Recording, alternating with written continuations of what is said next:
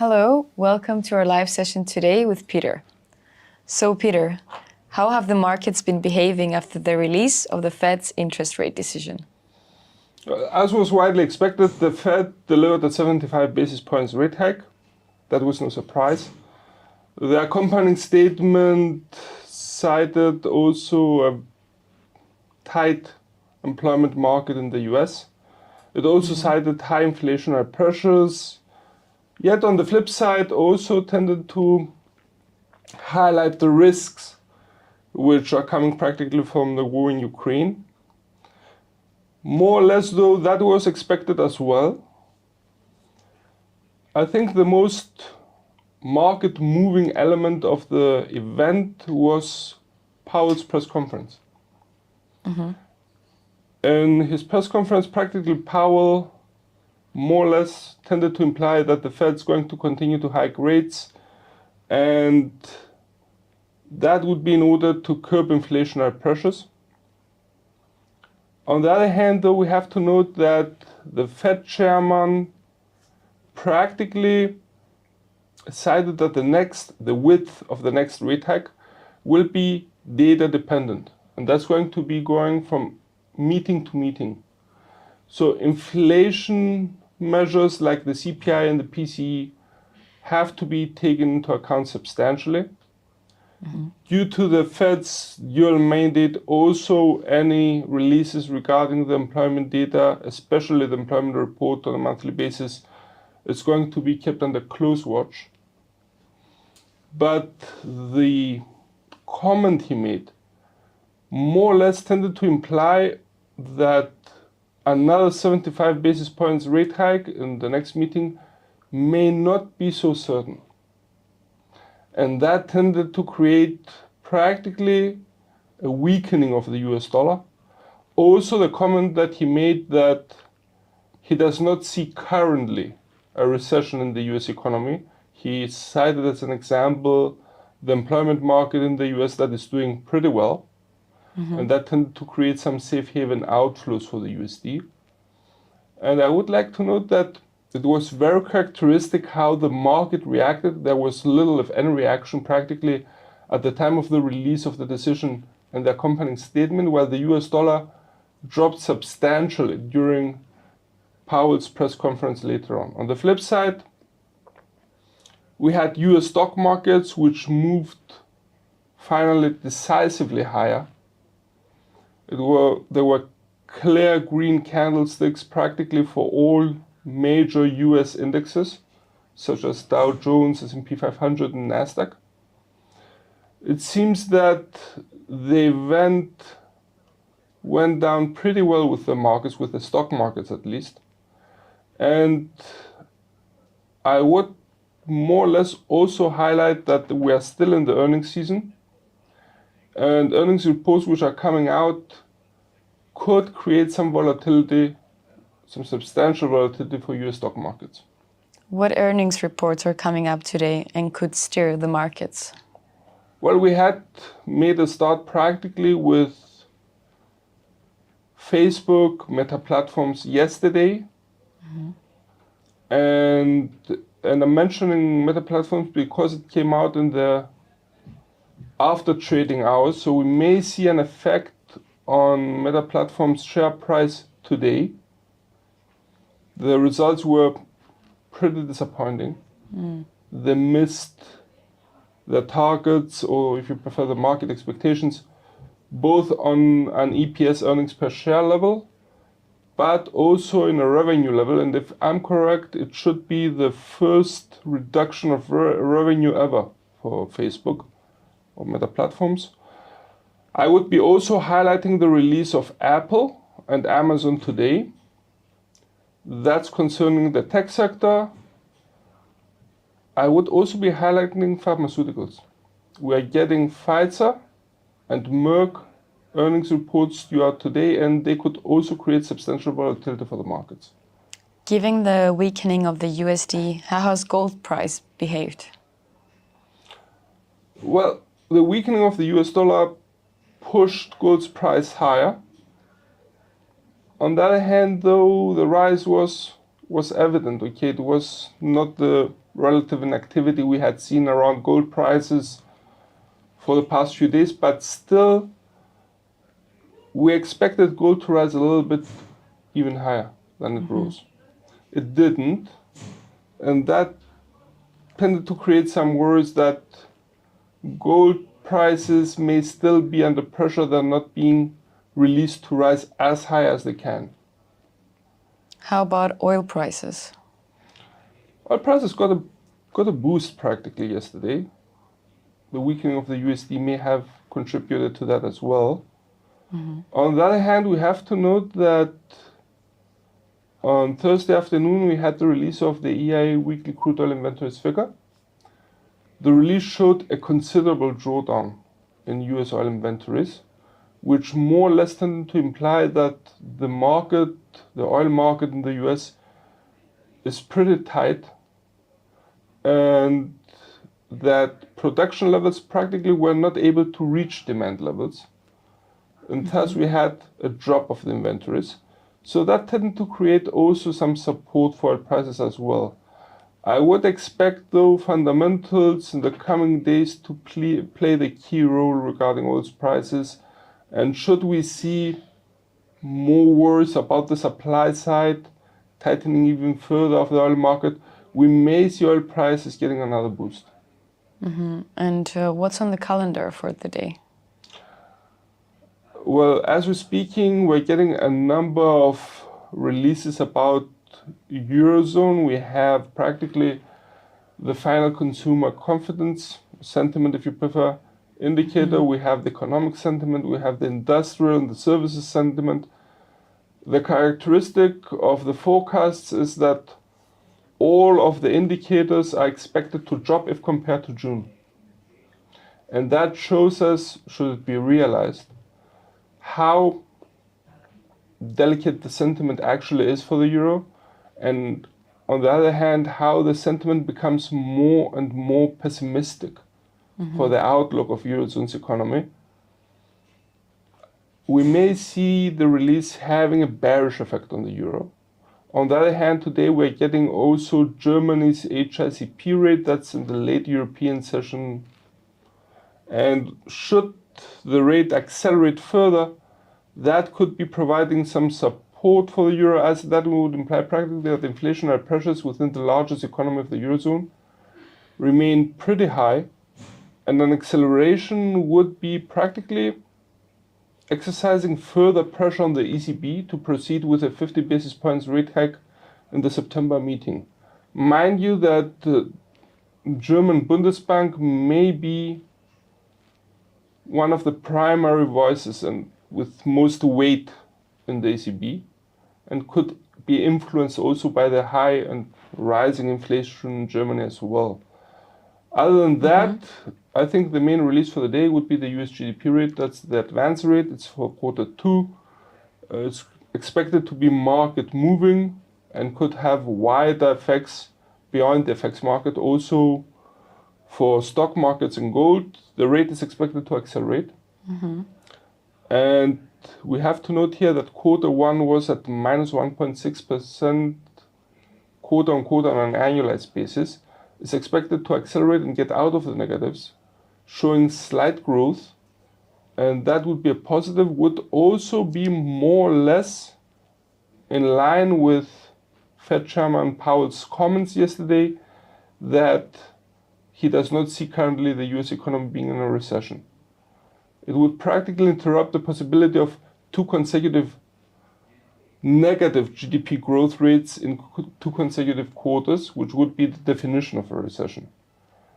Other than that, I would be highlighting tomorrow during the Asian session the release of a number of data coming from Japan. Maybe the one which would be weighing the most would be the industrial output. It's the preliminary release. Should the rate slow down even further, we may see JPY weakening somewhat. On the flip side, we have to note that there is also possibility for an acceleration, in which case we may see JPY strengthening. We have to note here that the industrial sector for the Japanese economy is very, very sensitive. It's the key sector of the Japanese economy, and it's a barometer of how the Japanese economy in general would be moving. I would also note Tokyo's CPI rates. Tokyo, due to the high density of the population as a city, could show us the tendencies for the nationwide CPI rates.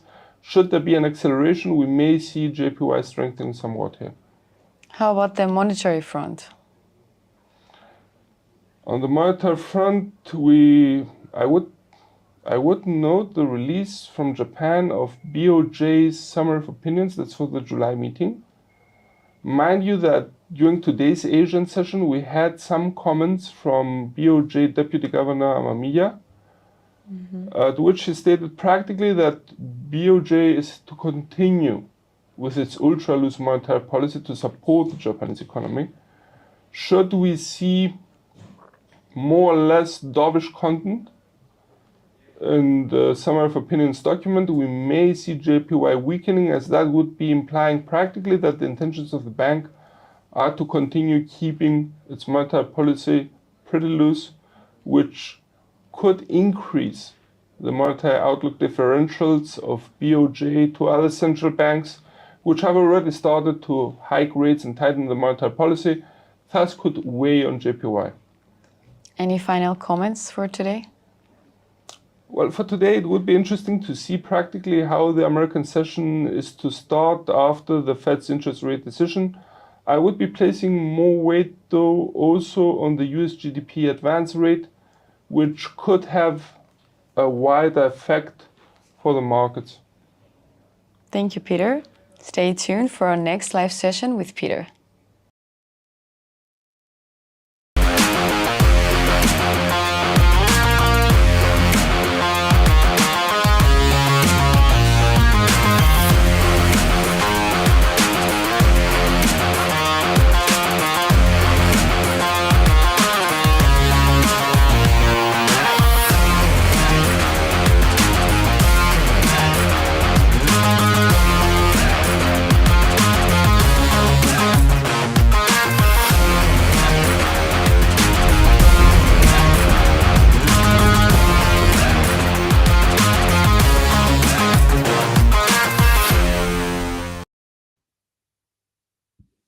So welcome to the technical analysis part of the presentation for today. In front of your screens, you have currently the 4-hour USD index. Mind you that overall the charts will be showing are based on the time frame of 4 hours, unless otherwise stated. For the time being, we're seeing that the US dollar, practically with the release of the Fed's interest rate decision, dropped, weakened against its counterparts, tested even the S1 105.90. But for the time being, the big picture seems to remain that the US dollar remains in a sideways motion, and the price action of the index remains between the 105.90 support line and the 107.20 resistance line. As long as the price action remains between these two levels, we tend to maintain a bias for sideways motion in the coming days.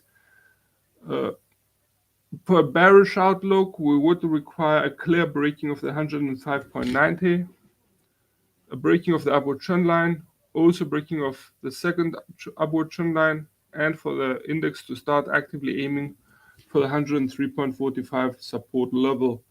On the other hand, we would note that the RSI indicator seems to remain below the readings of 50. Actually, it's at, let's have a look, 40, which may imply that the bears are still present. There is a possibility of a bearish movement, but I would once again require clear breaking of the S1 and the pre-mentioned upward trend lines before actually switching my bias for sideways movement in favor of a bearish outlook. On the other hand, should the bulls take over, we would expect the index to break the 107.20 resistance line clearly and start aiming for the 109.10, which was tested for the last time on the 14th of July. It's characteristic how the level provided the necessary resistance to reverse the upward motion that the index had since the 5th of July up until the 14th and force it to a downward motion, later on stabilizing. Okay, let's have a look now at EUR/USD. EUR/USD, which has also remained in a rather sideways motion. There was some testing of the 1.0125. Actually, the two lows here could allow us to widen lower S1, and that will be placed now at 1.0110. Let's have a look. So let's make the correction here. 1.0110.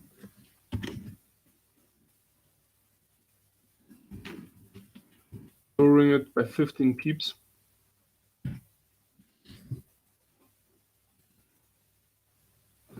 It's characteristic how the RSI, though, also corrected higher, breaking above the reading of 50, yet remained pretty close.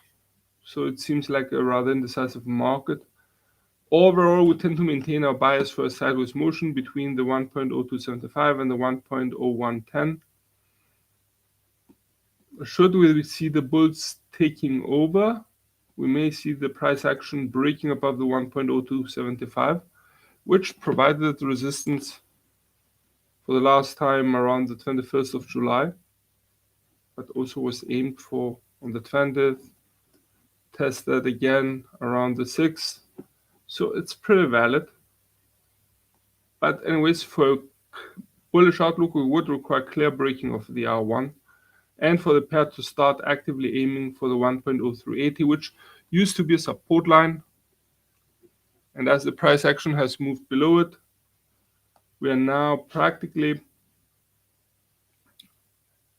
seeing it as a resistance level. On the flip side, should the bears take over, we may see the price action breaking the 1.0110, which provided support yesterday twice, and start aiming for parallel level S2. Okay, let's have a look now at the cable. Cable had a nice jump upwards, escaping practically, breaking the 1.2070 resistance line, which will now turn to support line, and testing the 1.2175. Let's make the necessary adjustments and let's go a little bit hunting here. This will be changed to 1.2185, pips higher.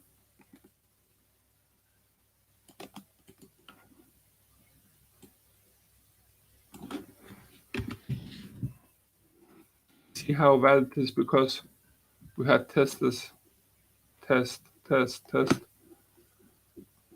So I'm keeping this level.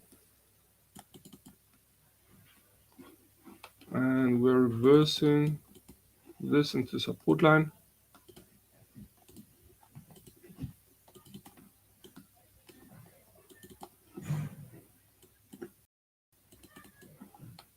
Find the next resistance line.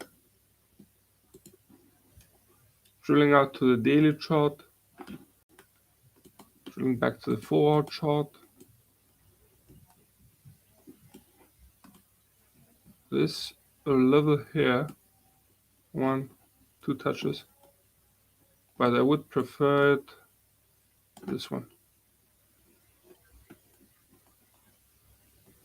On the other hand, one could discuss these lows here, which are also quite possible, and they're repeated once, twice, 3, 4, 5 times, 6 here before it finally broke lower, kicking this one. And it's going to be placed at 1.2480. Let's readjust.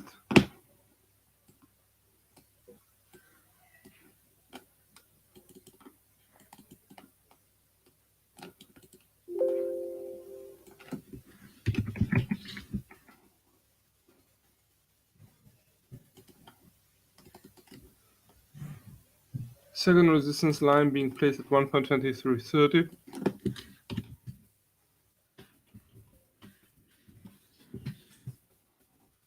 First resistance line being placed at 1.2185.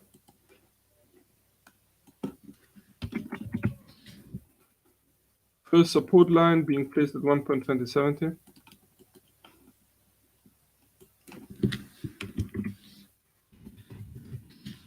Second support line being placed at 1.1935.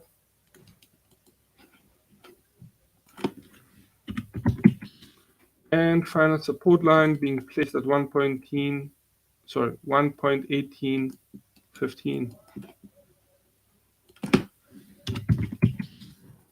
There you go.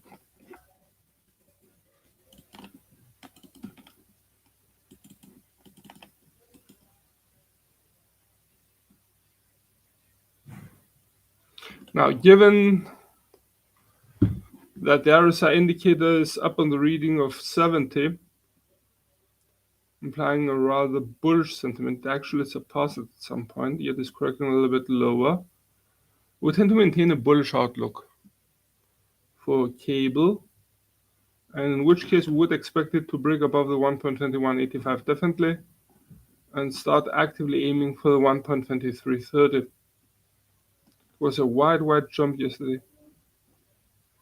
On the other hand, should the bears take over, would require clear breaking of the 1.2070 and for the pair to start actively aiming for the 1.1935. The third possibility is for stabilization. However, I would expect first cable to correct even a little bit lower and stabilize between the 1.2185 and the 1.2070. Let's have a look at USD/JPY, which had the widest drop.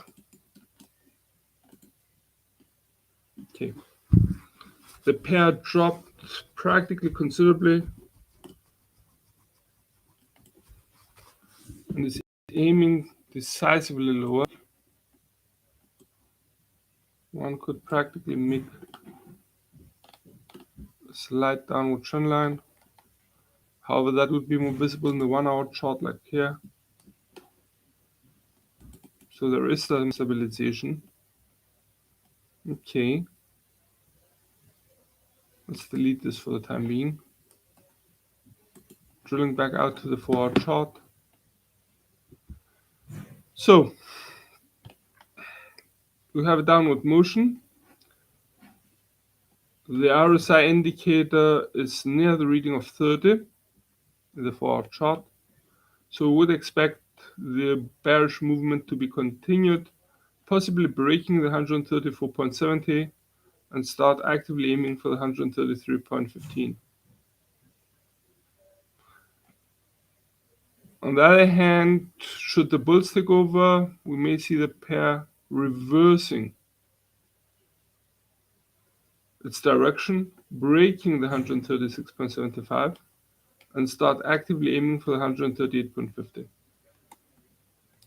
So practically this would be the line I'm looking for bullish outlook.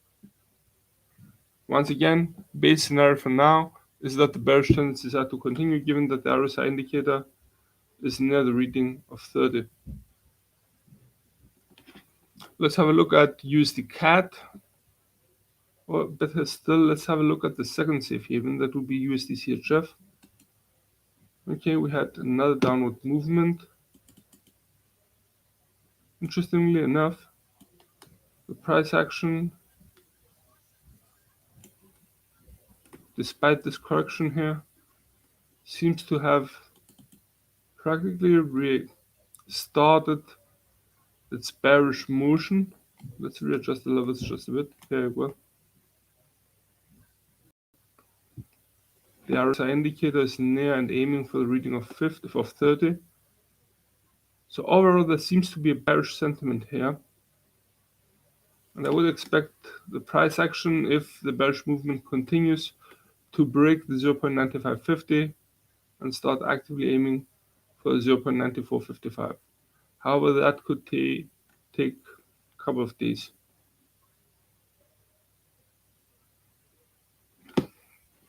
Let's have a look at USD CAD. Moving now to commodity currencies. USD CAD, where we had a strengthening of the USD, weakening of the CAD. Sorry, a strengthening of the CAD, a weakening of the USD, take your pick. And the pair dropped, breaking the 1.2825. It seems to be a clear drop. So I'm going to be switching the 1.2825 from a support line to a resistance line. Let's go hunting for a third support line.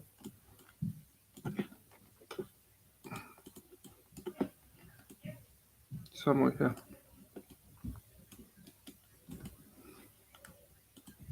In green, 1.2520. Working this in, widening the space, adjusting.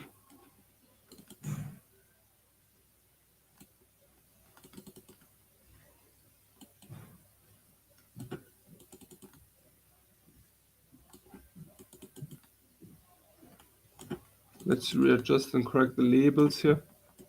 And making a start with the final resistance line, which is now being placed at 1.3075. Second resistance line being placed at 1.2945. The first resistance line, which used to be the 1.2945, is now being replaced by the 1.2825. The first support line is now being placed at 1.2720. Second support line at 1.2610. And final support line, just viewed it, just found it, would be at 1.2520. We tend to maintain a bearish outlook practically on two reasons. Despite the price action having some kind of stabilization about yesterday and the day before, we see it forming consecutive lower trough and lower peaks, with one exception being here. And the market sentiment seems to be leaning towards the bearish side, given that the RSI indicator is below the reading of 50. It's actually at 37. So we may see the price action of USD CAD starting to aim for the 1.2720. It's interesting to note whether the US dollar will continue to weaken with the American session, or if the US GDP rate is going to reverse the bearish sentiment for the greenback. On the other hand, USD CAD could also be affected by oil prices. Should oil prices be on the rise, we may see the CAD side of the pair gaining some momentum here and intensifying the drop of USD CAD. Let's have a look now at AUD USD.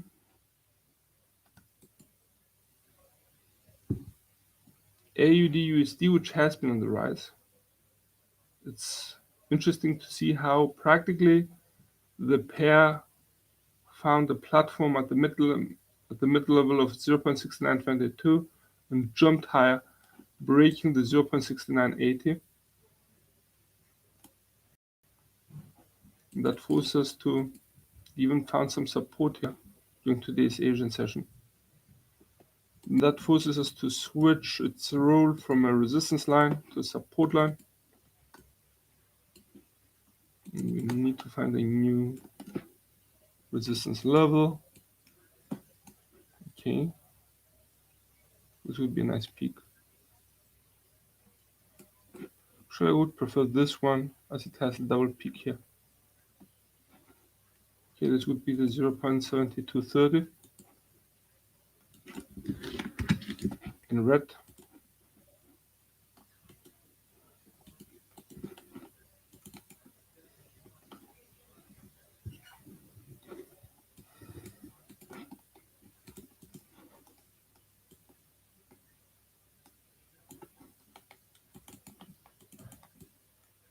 Let's make the real corrections on the labels.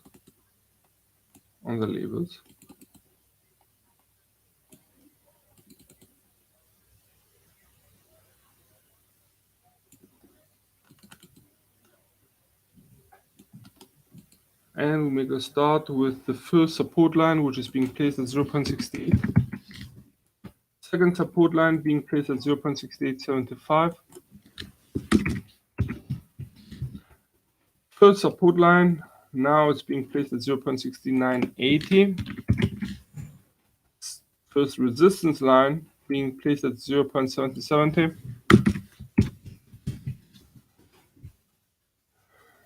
Second resistance line being placed at 0.7155. And the final resistance line being placed at 0.7230.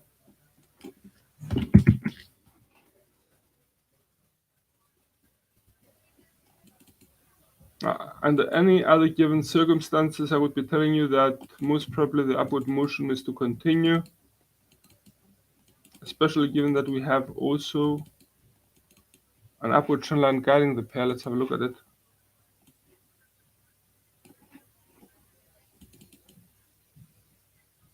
Slight readjustments. The jump here tends to imply further bullish tendencies for the pairs. It marks a clear higher peak. We had mentioned this, that it would be a prerequisite for the price action to surpass the 0.6980 level for a bullish outlook, and it was realized.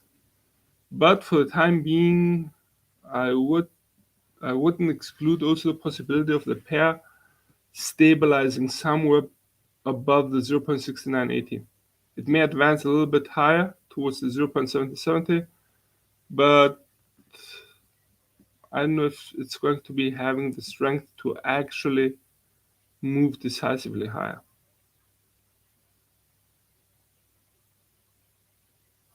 So for a bearish outlook, I would require practically clear breaking of the 0.6980 now support line, and the price action to break the upward trend line and reach, if not breach, the 0.6875 support level. Nothing less. On the other hand, an upward motion could break the 0.7070, which reversed the upward motion around the midst of June. And the price action could practically move higher towards the 0.7155 resistance line. But in my opinion, that's too high for now. A bullish outlook could be breaking of the 0.7070 and stabilizing somewhere here.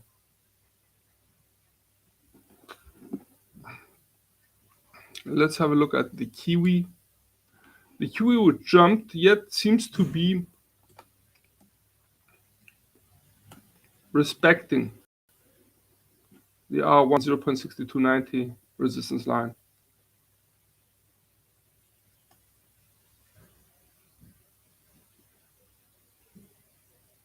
So a bias for sideways movement is still present. As long as the price action remains between the pre-mentioned levels, we maintain a bias for sideways movement. On the other hand, small word of caution here, we cannot just simply ignore the possibility of some bullish tendencies for the pair. It's characteristic that the RSI indicator is between the readings of 50 and 70, actually at 60, almost 61. Yet the pair seems to show some signs of stabilization for now, as it is testing right now the 0.6290 resistance line, and at the same time has reached the upper Bollinger Band. Nevertheless, should the bulls take over,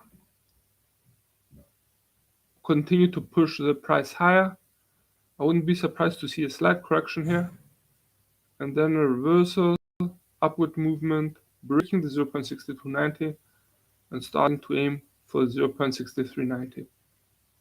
That would also allow us to create a nice upward trend line to see the limitations of the upward movement. For the time being, it's quite steep. And once again, I wouldn't be surprised to see a slight correction before any renewed bullish tendencies. A stabilization of the pair could bring it down, aiming for 0.62 and stabilize in this area, as it has practically for the past few days since the 19th of July. Even a bearish outlook. Now we would require clear breaking of the 0.62 support line, which for the time being seems to be possible yet improbable.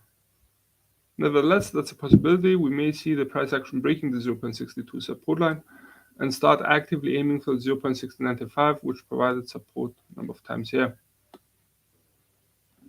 Let's have a look now at gold's price.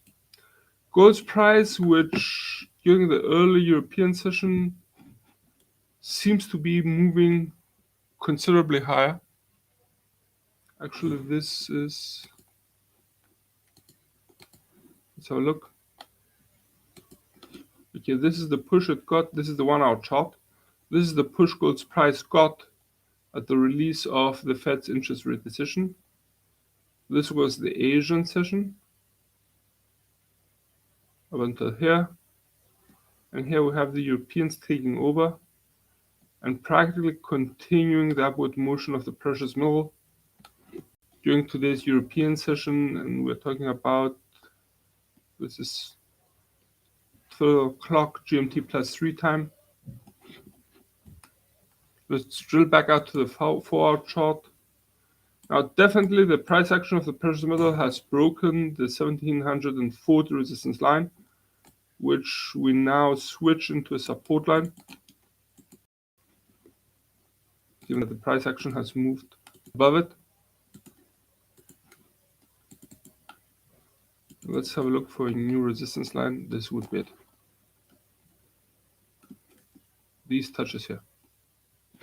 And this would be the 1812 in red, please.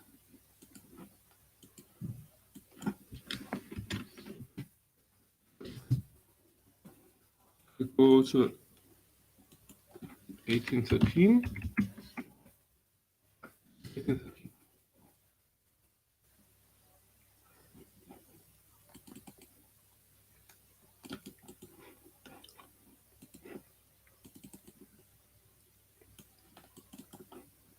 Let's correct the labels.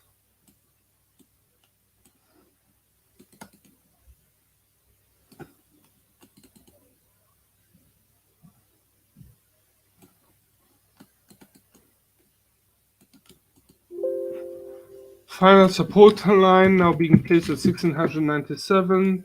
Second support line being placed at 1715.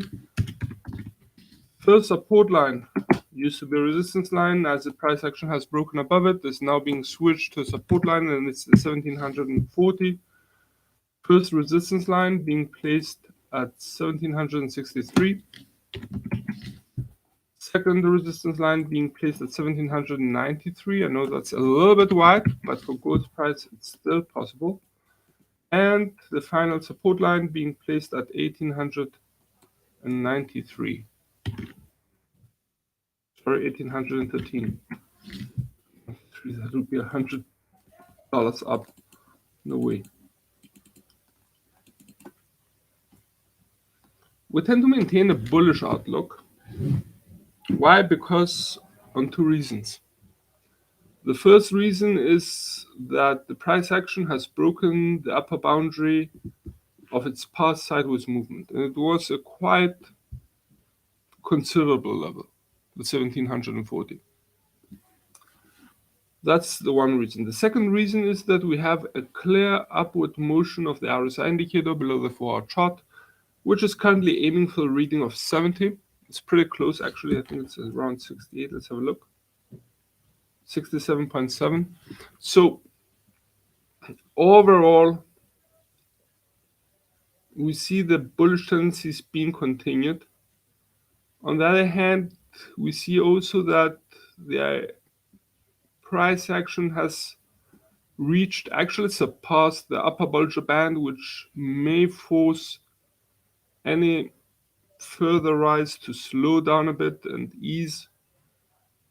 But for the time being, I wouldn't be surprised to see gold's price by tomorrow reaching 1763.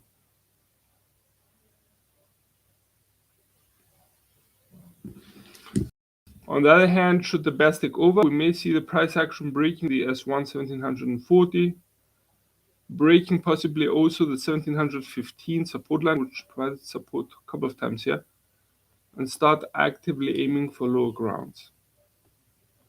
The scenario of stabilization is also possible. However, in my opinion, I would expect it to rise a little bit further and stabilize between the 1763 and the 1740. Now let's have a look also at WTI prices. Mind you that we're getting our weekly oil outlook today, and we're going to be publishing it at around 4 o'clock. So we see a continuation of the sideways movement of WTI's price, comfortably between the 165 resistance line and the 92.60 support line. So we're talking about a span of around $18. We tend to maintain our bias for sideways movement between the pre-mentioned levels. On the other hand, though, I have to note that the RSI indicator below our 4-hour chart is aiming for a reading of 70, which could imply some bullish tendencies for the commodities price. And should the bulls take over, I wouldn't be surprised to see it breaking the 100.65 resistance line, which will manage to reverse the upward motion of the commodities price around the 19th of the month. In which case, the next possible stop could be the 106.30. Note how the level provided support and the resistance and support again, so it seems to be pretty valid. Also note how the price action practically revolved around this level nicely before dropping lower. Now one could actually discuss the possibility of this downward motion, but it was also broken. So that would be implying practically that we have at least the stabilization of the commodities price for the time being. But bullish tendencies could emerge. Once again, though, base scenario remains for WTI prices a sideways movement between the 165 and the 92.60. Let's move to US stock markets. Whoa, Dow Jones jumped.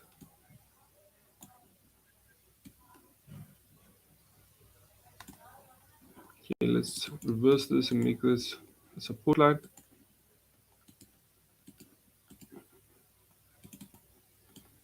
And moving higher. Let's find a new resistance level. That's it. Say no more. There you are. One touch, multiple touches, aiming for. This is a good one. We're keeping this one. And that's the 34,150. No, 130.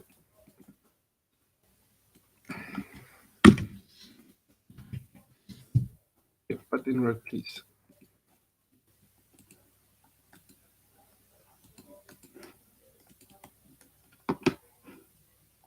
Let's adjust this.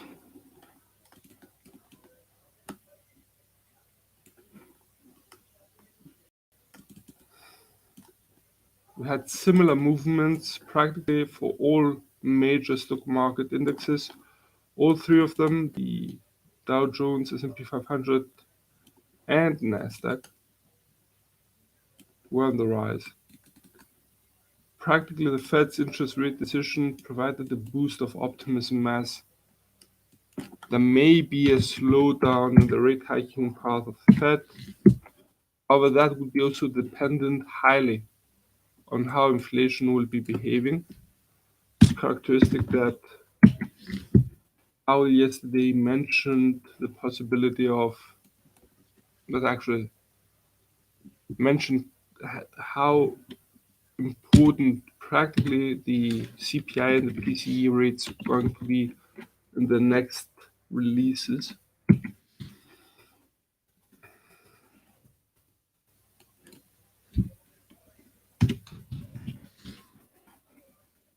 Now the question is whether the Fed's going to be able to strike a golden balance between practically avoiding a recession and calming inflationary pressures. Is going to be pretty difficult. However, I think that's the case for most developed economies right now. It's a big bet. And the one which will be getting it right most probably will be getting also the competitive advantage. So here we go. We have Dow Jones's price jumping, breaking above the 31,955. Yet there seems to be some stabilization around 32,175. I wouldn't be surprised to see a bullish outlook. Once again, though, we may see the US GDP rate being a major risk factor event here. Nevertheless, should optimism drive Dow Jones higher, we may see it reaching, if not breaching, the 32,760. On the other hand, I would like to narrow these levels down. We did do that on Monday morning. Let's have a look at Nasdaq. Nasdaq, which also jumped. This is the daily chart. It was a pretty good day for Nasdaq. Okay. Now there are two elements here which we have to correct.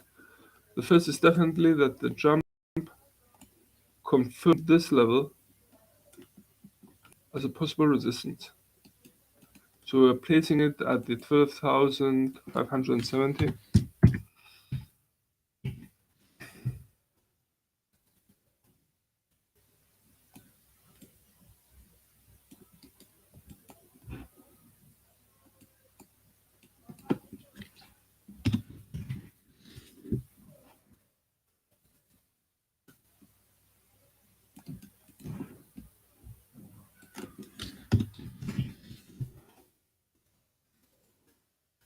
Let's readjust the labels as well.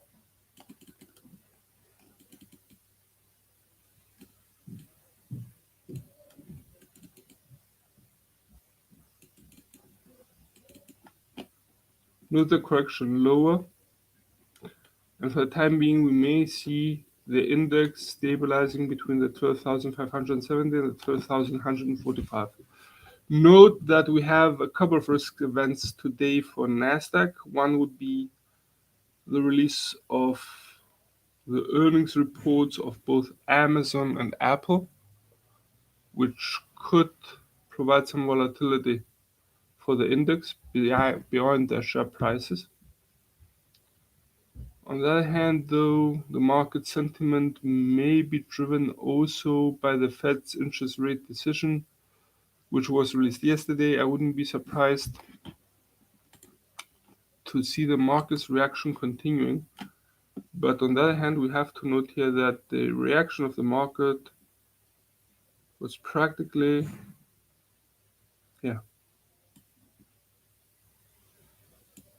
Once again, though, in the aftermath, we see a slowdown here and the dropping of the index. This is in the 1 hour chart. Let's drill out to get a bigger picture to the 4 hour chart once again. On the other hand, should the bulls take over, I wouldn't be surprised to see it breaking the 12,570. Actually, I would be requiring that. And start aiming actively, if not even reaching the 12,930.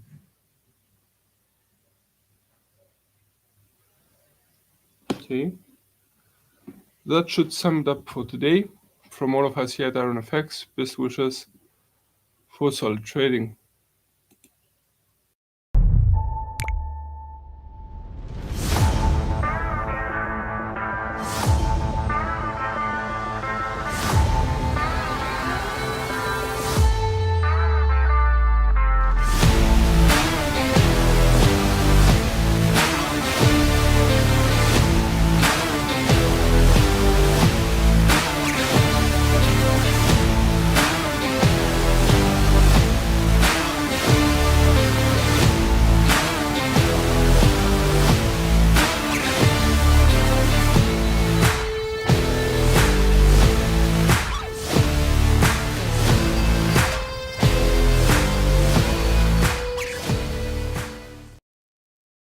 Hello, my name is Christina, and today we will talk about psychology trading.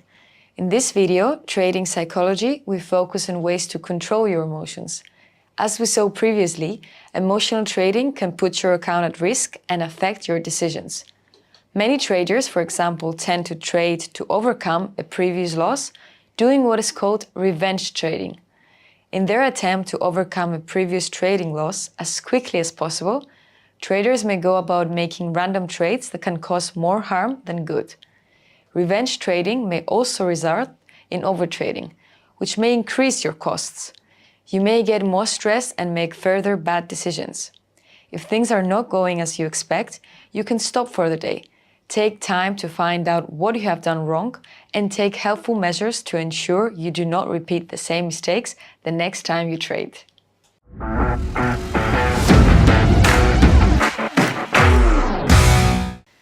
To control your emotions, create a trading strategy based on your needs and market knowledge. Identify and set up your risk levels. Keep reviewing the plan to ensure you're on the right track. Whether markets are rallying or declining, you will hear a lot of market chatter. Not all noises are irrelevant, but allowing all of them can hurt your trading strategy and affect your decisions. So you must filter the noises and remain rational. When you have a clear head and follow facts, then you tend to make rational decisions. Always question yourself as to whether your decision is backed by economic data and facts, or whether you let your emotions affect you. As human beings, we all have emotions. However, when it comes to trading in the financial markets, it pays to keep away from them and adopt a disciplined and rational approach. Hope you found this video useful. Stay tuned for more educational videos.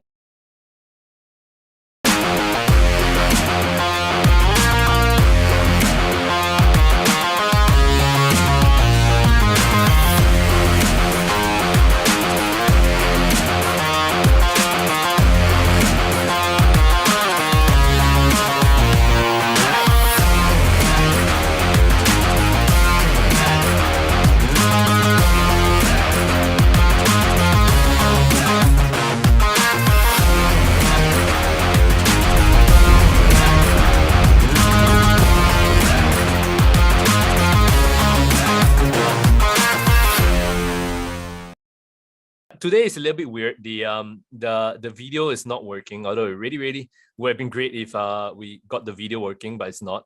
I'm doing well. Thanks for the videos work. Yeah, the video is working, just that the our webcam is not working. It's a little bit weird, right? But yeah, thanks for tuning in, guys, right? Nice to see a whole bunch of you guys here. We've been waiting to learn FIPS. That's great.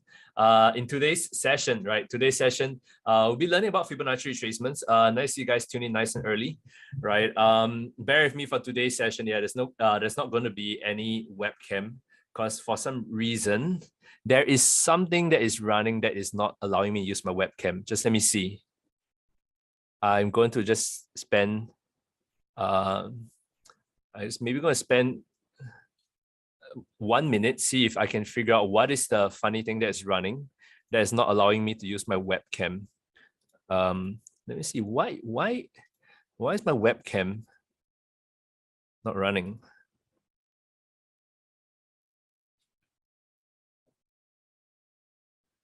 This is so weird. Yeah, it's so weird. Yeah, the video is not working.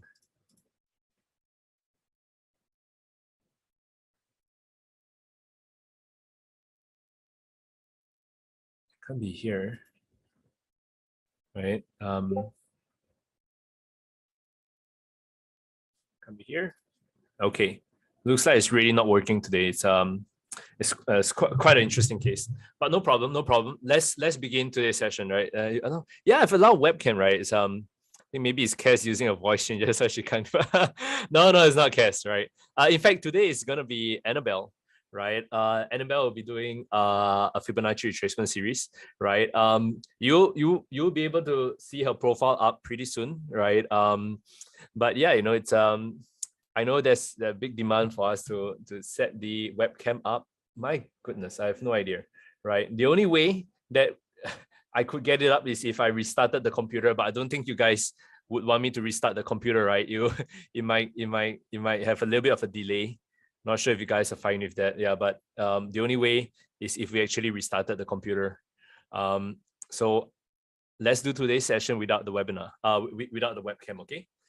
All right, now let's begin today's session. Let's begin today's session, right? And today's session will be, I'll be using my handy dandy pen over here. Right, today's session, it is the first of 4 sessions on Fibonacci retracements, right? Fibonacci retracements, right? This is a 4-part series. We're going to do retracements, we're going to do extensions, right? We're going to do expansions, and then we're going to do projections, okay? The amazing thing about this is that once you complete all 4 of it, right, you'll be able to find very, very accurate reversals. Reversals is like a contrarian style of trading, meaning that usually, you look for a trade, when it hits a key level, you can play the reversal. Okay, so this is one of the hallmarks of Fibonacci. It's a market, it's a leading indicator, right? So we know there are lagging indicators like moving averages, right? Moving averages, even stochastic RSI, right? Those are lagging indicators, right? Leading indicators actually forecast for you in the future what's going to happen. And even though it's actually Fibonacci, it's a very, very great way of forecasting this, just that when people are using it, they tend to use it wrongly. It's very, very hard to master it correctly. There are a lot of rules to use it correctly. Which retracements do you use? There are so many retracements to use, then there's the extensions, expansions, projections, right? How do you draw it correctly, right? All these questions, we'll be answering them today, right? Annabelle will be answering them today. It should be showing you a very, very detailed explanation along with some examples later, okay? Now, as we proceed to today's webinar, a few key things to take note of, right? Disclaimer, guys, disclaimer. Remember, everything in this webinar is educational in nature, so nothing should be construed as investment or trading advice. Please do your own due diligence before you guys trade, all right? And a few important links that I need to send you guys to, okay? Let me just pull it up over here. IronFX.com. All right. Yeah, it's IronFX.com, right? So a few important places that I need to point you guys to. Webinars, right? We got webinars, we got past webinars, and we got podcasts. Okay. So in tomorrow's session, it'll be a live trading session. Tomorrow's live trading session will be done by Cassandra, right? Yeah, tomorrow's live trading session will be done by Cassandra. So if you can, not today, yeah, tomorrow live trading session will be done by Cassandra. You can tune in for her session, right? You also watch her use, you also be able to watch her use, what's the word for it? Fibonacci quite extensively there, right? Yep, this is Cassandra. I'll be seeing her tomorrow. For the past webinars, right? In our presentation, you'll notice that when we're doing Fibonacci, we actually combine it with a lot of support and resistance, trend indicators. Last week we covered multi-time frame, right? The previous week we covered advanced moving average strategies, right? If you want, come into the past webinars, click this button here, English, right? And you'll be able to see all the previous webinars that we did. All right, I recommend that, anytime you come across something which you are not too familiar with, right? And maybe there's a certain term you're not too familiar about, come here, right? And you can watch the previous webinars. Okay. Now, the last thing that I want to let you guys know, we are going to officially launch it in the next, probably the next week. Oh yeah, it's supposed to be launched next week. But for those of you guys who are here, right, you can sign up for it earlier. Head over to vip.ironfx.com. Okay, it's a nice place, right? From next week onwards, they're going to introduce a minimum deposit size of, if I'm not wrong, it's $1,000, right? $1,000 to get access. So if you can, go get your access now, because as of now, it is still free, right? Next week is they're gonna introduce the requirements. I think $20,000, $10,000, right? I think we have it somewhere. IronFX VIP. I'll find the landing page for you guys another time. But yes, come in here, click register.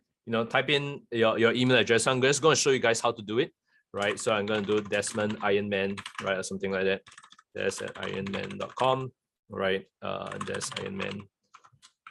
I will show you how to register for it, right? Come in here, type in your password, register for it, and I'll show you some of the benefits of the VIP room, right? You need to agree to the disclaimers. Once you're done and you join the server, okay, let me show you some of the benefits, all right?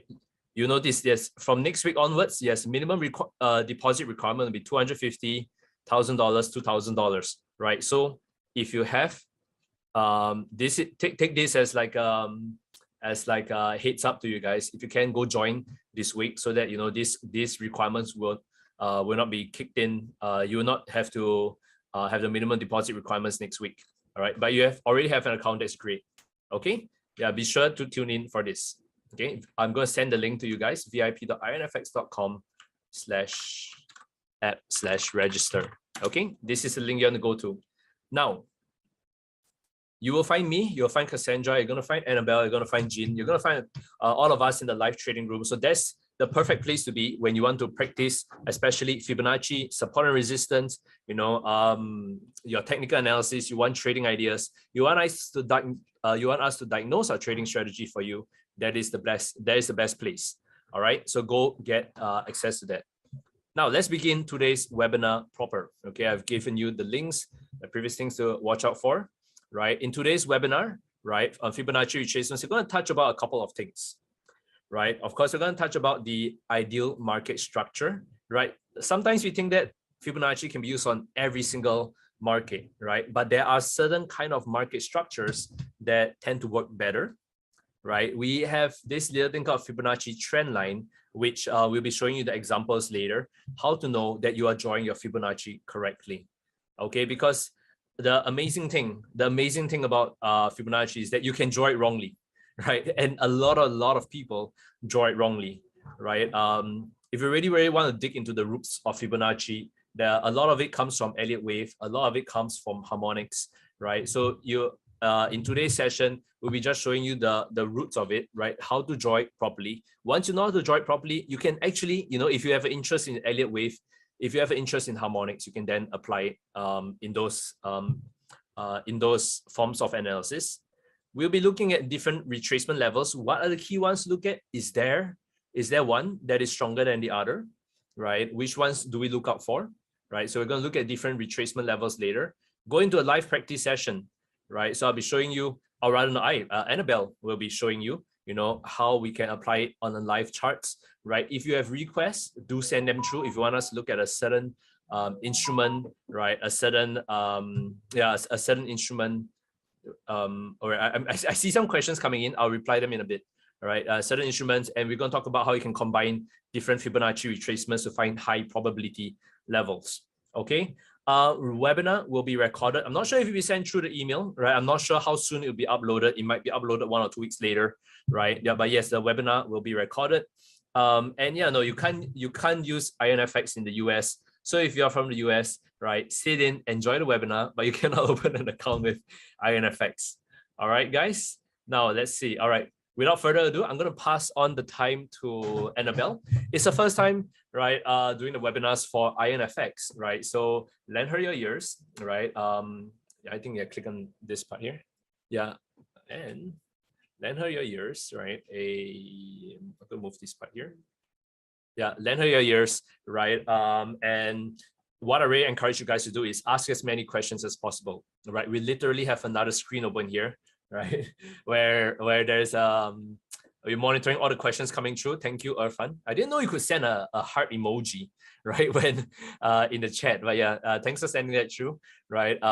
Yeah, but today, and I'll leave you in the good hands of Annabelle. She's really mastered Fibonacci retracements, and she'll be diving she'll be diving deep into explaining how to use Fibonacci retracements. And please hammer her with as many questions as you can, and she'll do her best to answer them. Of course, go easy on her, right? Go easy on her, because you'll be seeing a lot more of her over the next few weeks, a lot more of Cassandra, yeah, or not. Yeah, if you hammer her too much, like, she might not want to come back, right? But yeah, you'll be seeing a lot more of her over the next few weeks, right? And yeah, I'm gonna pass on time to Annabelle.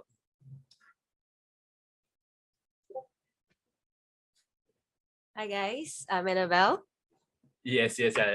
That's right. Yes, Desmond wants to test me.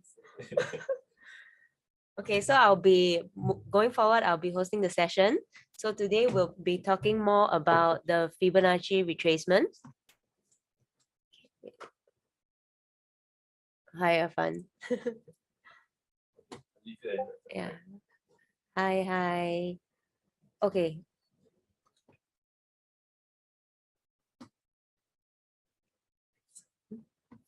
Okay, so for today's session, I'll be touching on one of the most important technical analysis tool called the FIB retracement. Anyone of the audience know how to use the FIB or has find it efficient? Hi, Joa. Okay, for those who are new, I will try to break it down as simply as possible. Yeah.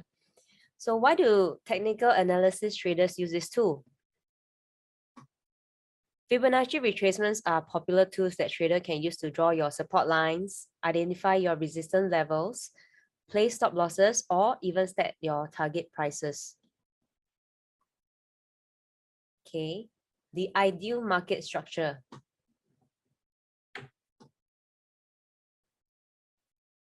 Okay, firstly, you need to know how to draw the FIB as accurately as possible, meaning to say you might need to adjust your time frames for a clearer market structure, like possibly maybe if you're always looking at the 15-minute chart, your market structure might not be as clear as a 1 hour or a H4 time frame. So if the lower time frames are difficult to analyze, maybe you can take a step back to get a clearer view. Okay, what we are looking for is actually significant swings in the market. So these are very significant swings, as you can see here. It's not messy. While as compared to these small insignificant swings, which are very choppy. So these are not very effective in providing an accurate FIB levels, since there are too many swings, too many swing highs, too many swing lows, and it's not efficient. So what we are looking for are these big movements when we create our FIB levels. Following the trend line. So I'm assuming that most of you know how to use or draw your trend lines.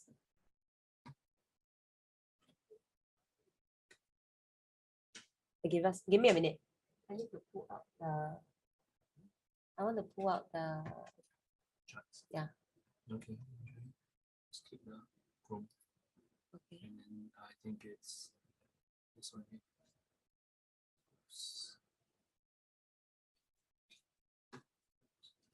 Oh, where are the charts? Sorry, give us a minute while we pull out the charts.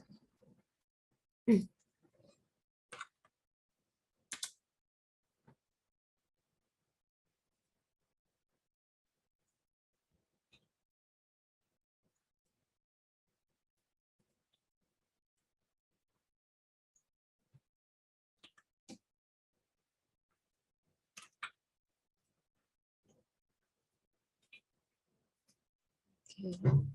So maybe a quick refresher on how we draw the charts, how we draw a trend line.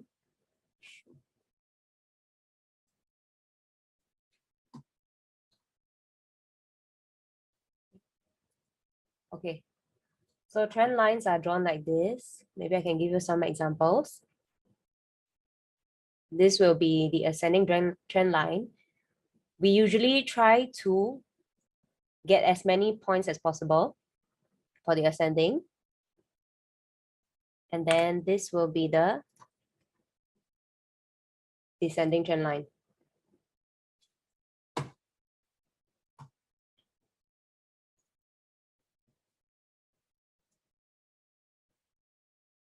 So what do I mean by following the trend?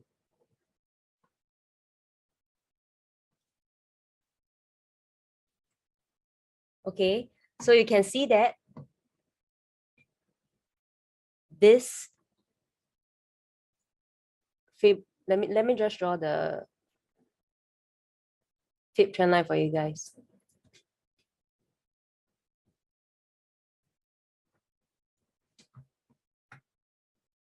No. Okay.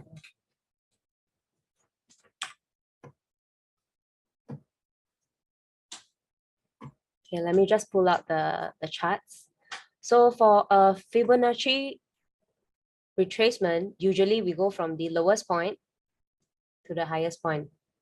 So as you can see here, clearly, some technical issues. Yeah, let me just pull out the charts. Okay, so usually when we do when we want to pull out the Fibonacci retracement, we will put our first point, the lowest point, at the end of the week, and then we'll connect it to the top of the trend at the end of the week. So this is the Fibonacci retracement. Usually there are actually a few more pointers, like the 0.38 levels, the 0.618. So there are really a lot of levels that you can use, but we usually use the 0.38 or the 0.618. So how do we actually draw? Dustin, yes, there's a lower point. Maybe I'll get to that later. So here, I'm just using this time frame on the 4-hour and this section as an example on how you can draw the Fibonacci retracement. So what is the rule of thumb when you want to draw a Fibonacci retracement? So firstly, your line must be from the lowest to the highest point, number one. Number two, it must connect as many, it must be as close to your prices as possible. So you can't just draw, for example, okay, maybe this is not okay one. I would connect maybe here. Or even maybe here. Maybe here. This would be a cleaner one. This would be a cleaner. Okay, your prices have to be as close as possible to the trend line. So this is what we meant by the trend line. Or even like this. Okay, this is very clean. As you can see, your prices are still, doesn't deviate much from the fib line, from the fib trend line. What I mean by deviation is, for example, let's go to a lower time frame. Okay, for example, this might not be that accurate because you can see this is great, but when it comes down to here, your prices are very far away from the trend line. The deviation is too much, so your fib levels might not be accurate, although the resistance level coincides with your 61.8, but it might not be accurate. So we wouldn't want to draw this line. Okay, so the rule of thumb here is that your trend line must be as close as possible to your prices and do not deviate too much from the price structure. Okay, let me go back to this. Okay.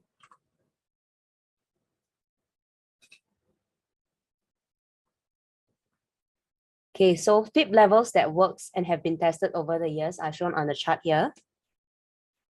So these are the fib levels. These are all the fib levels. Technically, it's between 0 to 100%, as you can see here. 0, 23.6, 38.2, 50, 61.8. Okay. There's even 78.6 or 88. So depending on what chart you're actually looking at and how you want to read your information. Hi Kurt, can FIT only be used on an up or down trend? Yes, FIB can only be used on a bottom up or top down retracement. It can't be used on a sideways movement. Is this what you mean by sideways?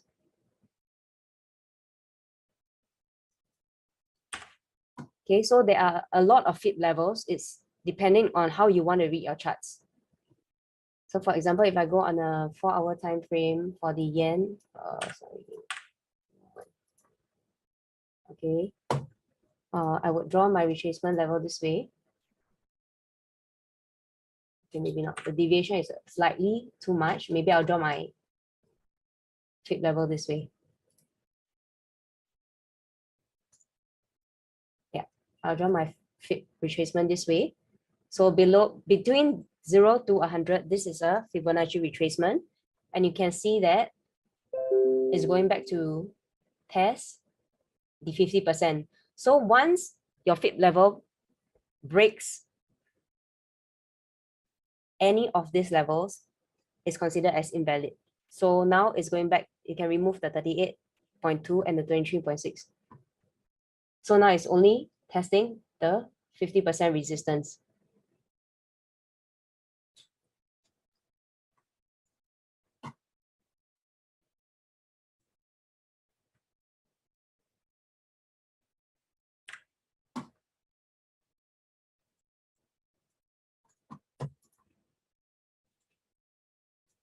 Okay, so as you can see from the chart here, like I've mentioned, for Fibonacci retracement, usually the levels are between 0 to 100.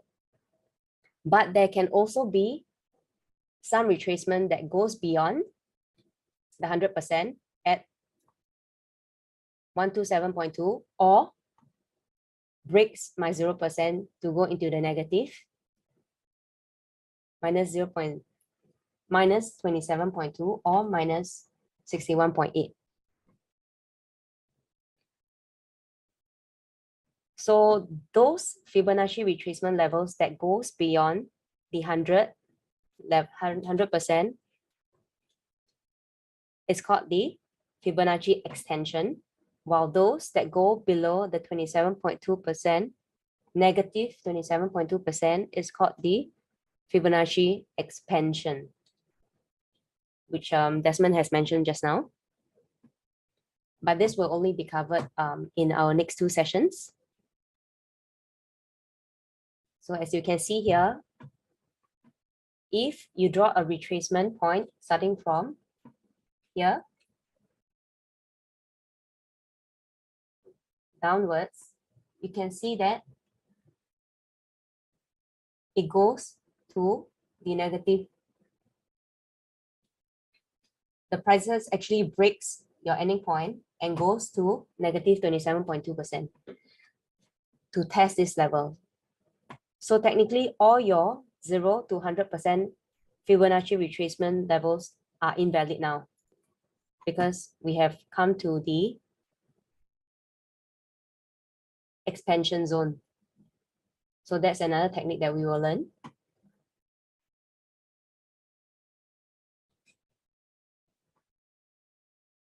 As well as this FIB levels that goes beyond 100%.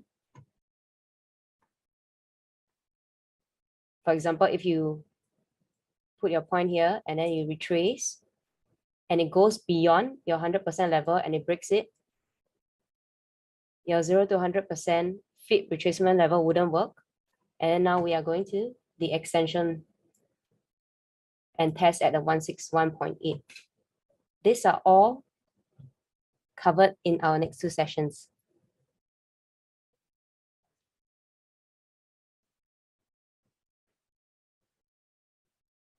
So what we have here is usually FIB retracement wouldn't be used as a sole tool to chart your trend lines or your channels or to set target prices for your trades.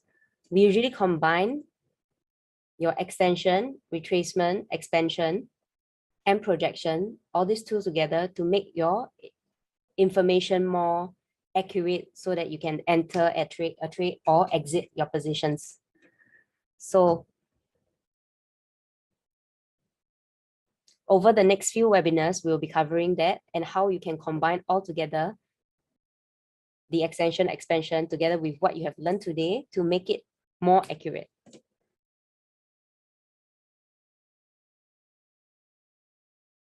So what are some of the common questions that I have seen? Some common questions will be, for example, where to draw your starting or ending point, as Dustin have posted, but there are lower points. Okay, let me address that. Okay. So yes, if we look, let's take a look at our USD/JPY daily charts. Yes, there will always be a lower point as you move on, as this is an ascending trend line. So yes, there will always be a lower point.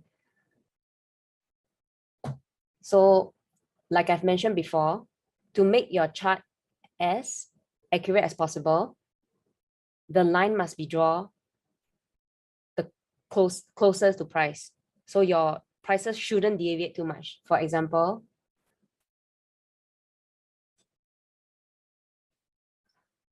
okay, this, let's say, for example, this is the lowest point in this daily frame. Yes, this is the lowest point, and then this is the highest point, but you can see that maybe this is not a great chart because your prices here deviate quite a bit from my fib trend line. So this might not be that accurate. What you want to draw is perhaps maybe something closer here to here. I would take this as quite a clean and accurate Fibonacci retracement.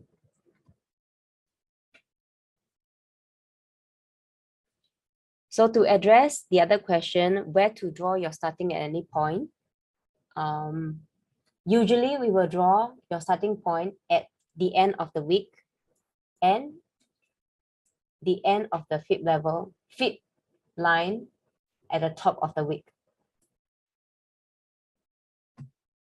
So let's say, okay, take this for example. Give me a sec. Let me remove some of them to make this clearer. Okay, so for example, we usually draw from the end of the week to the top of the week. The reason being, so this is the daily chart, right? If you move back to a 4-hourly chart, it's still very accurate here and here. If you zoom back to 1 hour, it's still very clear. Okay. Even if you go to the 30-minute, it's still very clean. It still touches the endpoints. But for example, if I draw let's say at the closing price. Okay, this might not be a good example. Let me find more obvious ones. If I draw maybe, okay, this one. Okay, this is good. This is a good example. Okay, on a daily time frame, let's say if I draw my fib level here. Okay, this is quite a clean line. Yeah, I took the closing price and the closing price. So instead of placing my price at the end of the weeks, I place my points at the closing and the opening price point. Let's see, okay? So you zoom out. Okay, this might be a bit far. Zoom out. Okay, you see your price. The prices might deviate already because you see your prices might deviate from where we originally put, which is here. So that was the daily chart, and this is the 4-hourly chart. If I zoom up further to the 1-hour chart, it will deviate even further. Just give me one sec.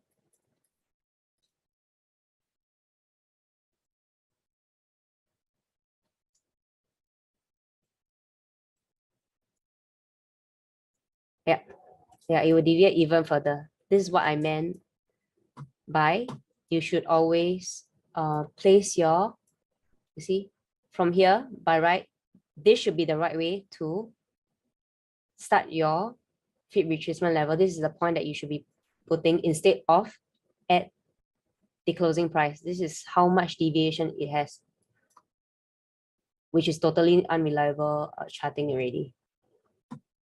Okay. So this is to address the question of where to draw your starting at any point.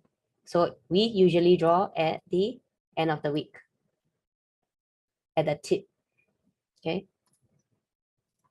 Okay. Let me see. Jason, over what time period would you look at? Okay, for FIB levels works on most time frames, but in my opinion, I think it works better on higher time frames, meaning above 1 hour. Because the reason being, if let's say you go to your lower time frame, yes, you can draw.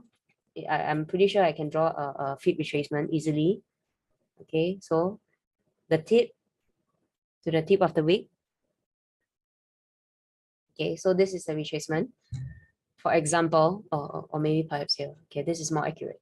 Okay, because what you have learned today is that you have to draw your FIB retracement as close as possible through your prices. So you try not to deviate too much like this. Try not to deviate too much like this. So this is too much deviation here. Okay, we try not to do that. Okay, so over what time period? Yes, I will look at the higher time frame because this is a 15-minute chart. Okay, I can draw this trend line, but if I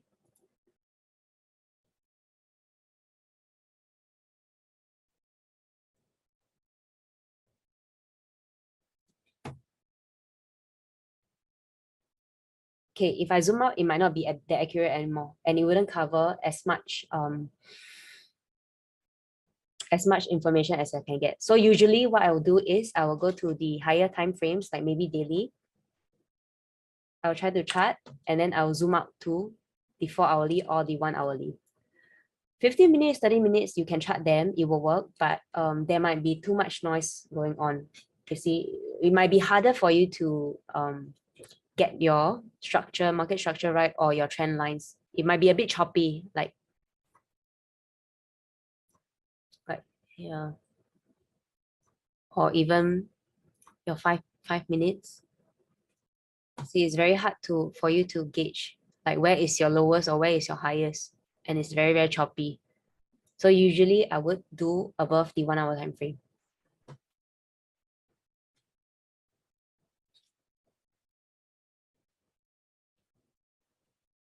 Okay, Irfan commented, to make it short,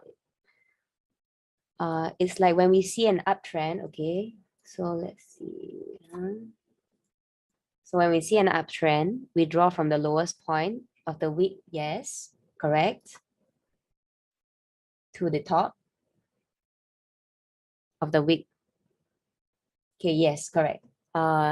Great comment, Irfan. Yes, this is what we do, how we do it. So usually when we chart the FIB levels from the lowest to the highest, or from the highest to the lowest, for example, it's trying to make you understand where is the next resistance or next support that is going to test. Okay, so for example, this. Okay, this is a bit messy, sorry. Okay, I'll do one by one. So from the bottom of the wick to the top of the wick, this is the ascending trend line. So this will let you know how far it has retraced and which level it's going to retrace or test next. So for example, in this case, it might go to the here. So it hasn't broken the 61.8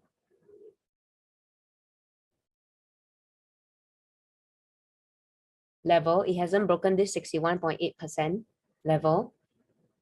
So this price might actually come back here to test, or if it breaks, then it will go to the next level at 0.786 here, 78.6% here.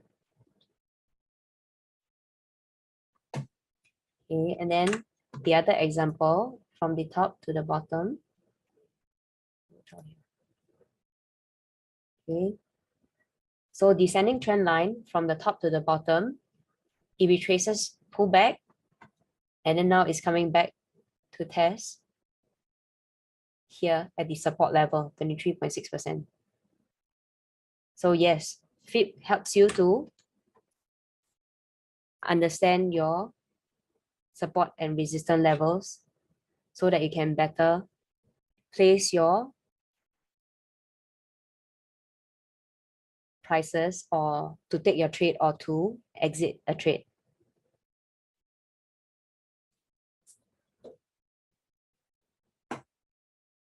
Okay, so I have come to the end of my webinar. Thank you all for being so patient, because it's my first session and I'm slightly nervous, but I hope I have answered or addressed all the important or necessary pointers, characteristics of a FIB retracement charting. So all this will be recorded, and you can actually log on to the IronFX page. Let me just pull up. Thank you, Irfan and Dustin, very supportive. Okay, so you can actually go to the IronFX page, go to the past webinars. In a couple of minutes, or probably tomorrow, it will be under the past webinars, where you can actually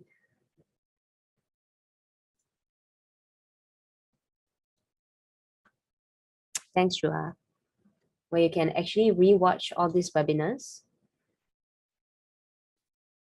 if you have missed any, or if you want to refresh your memory. Okay, so any more questions from the audience?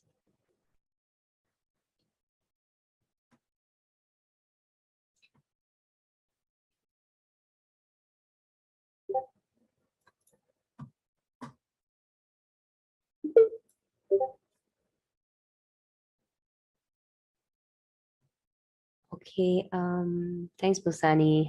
Thank you. Juha, when will be part 2? Okay, part 2 will be, let me see whether I can find it on the web.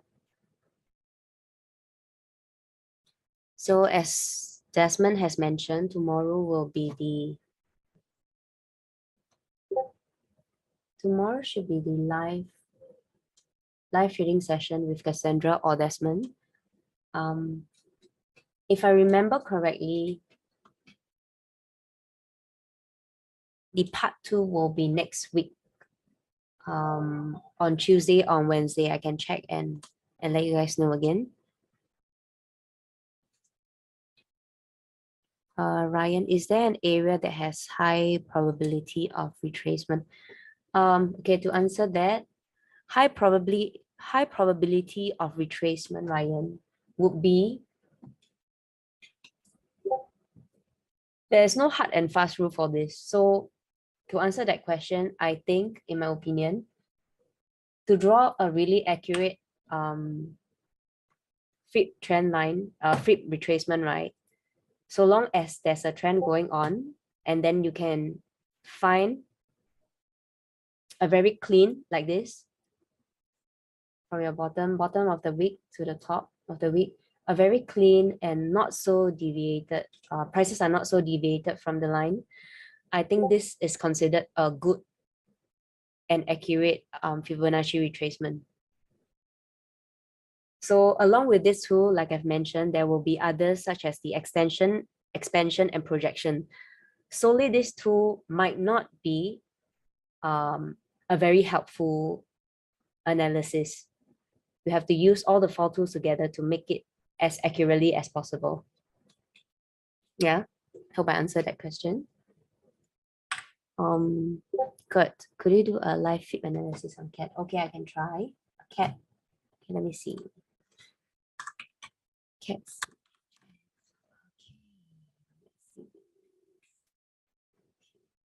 Okay, let me see. Okay, what I usually do is I like to go to the daily chart first before I narrow down or go downward into the lower time frames. Okay, overall, it looks like it's on the ascending trend line. It's upward bias, bullish. Okay.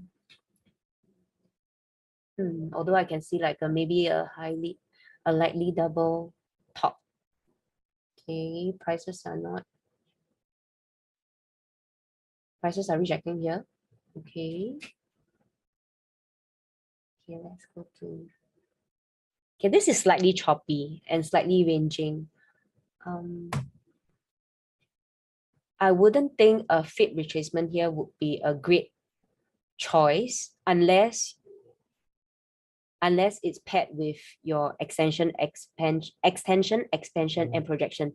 Because like the key to drawing a retracement, right, is being very clean, but a clean chart. But here it's too messy for me to draw any. So honestly, I wouldn't chart it here. But if I were to chart it, I will probably chart here to here. This might be quite clean as we are looking for the significant movements before we chart anything. This is quite significant. Prices don't need pointer one is we look for significant swing highs and swing lows. Number one. Number two, we are looking before we chart the Fibonacci retracement, we also want this line to be as close to my prices as possible.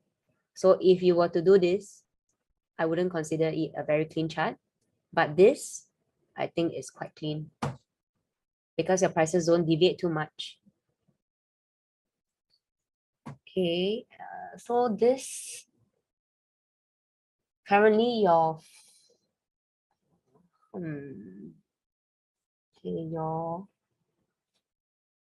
I would say it's currently testing your 23.6 support level.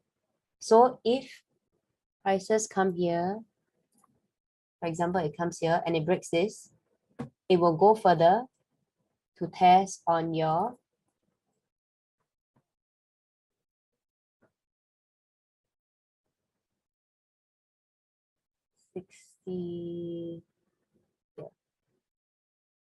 Wait, give me a sec.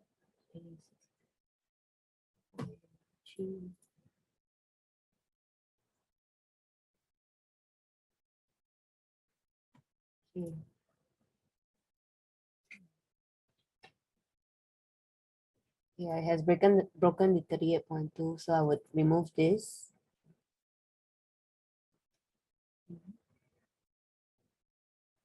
So yeah, if it reverses here, if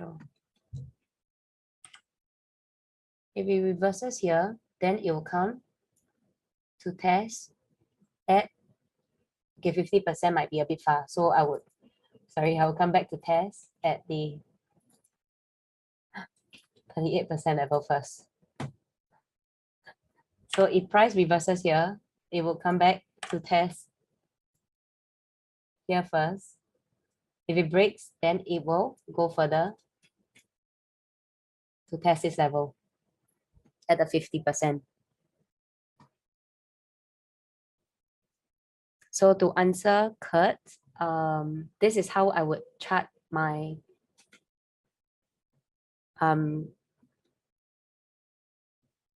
I would chart this instead of oops.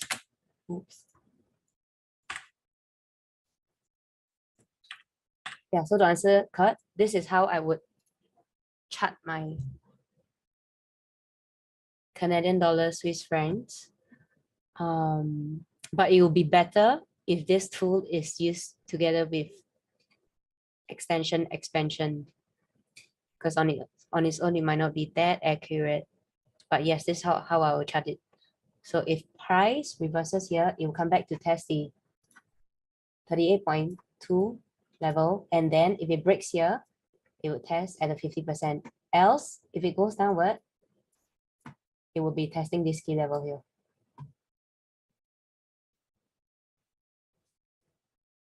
So depending on other factors, this would possibly be looking for a breakthrough or a bounce back. Yes. Break or bounce off.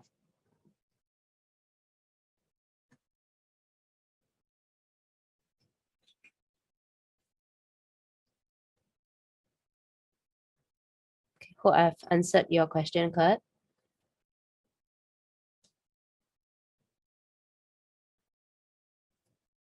Okay, so thank you again, everyone. As we are coming towards the end of the session, if you want to rewatch or re-listen to today's session, you can actually still log on to IronFX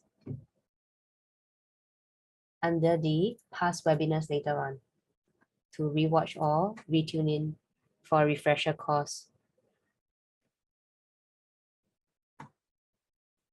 Thank you guys. I'll see you guys again next week for part 2 of 4 for the Fibonacci retracement.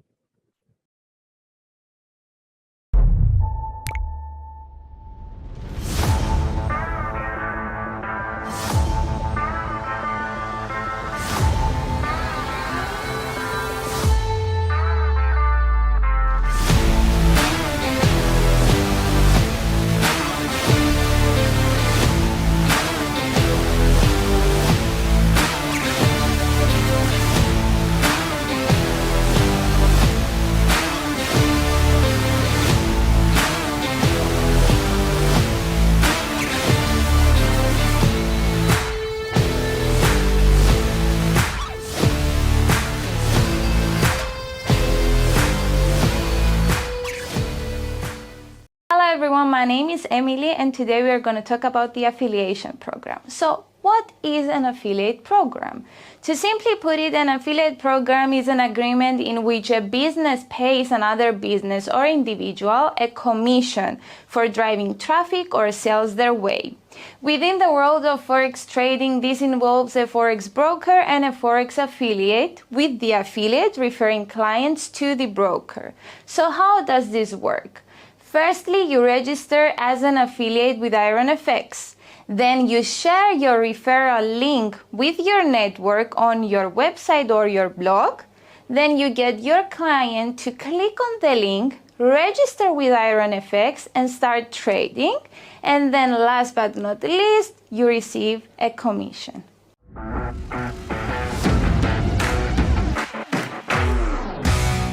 Now the question is how to join our affiliate program. The first step is to register as an affiliate in the IronFX portal. Then you have to log in to your affiliate portal and get access to a wide range of marketing material. Then you get your referral link and use the promotional material on your website or other. And last step is you start earning commissions through one of the most popular forex affiliate programs for each client you refer to IronFX. Thank you so much for joining us today, guys. See you tomorrow. Bye-bye.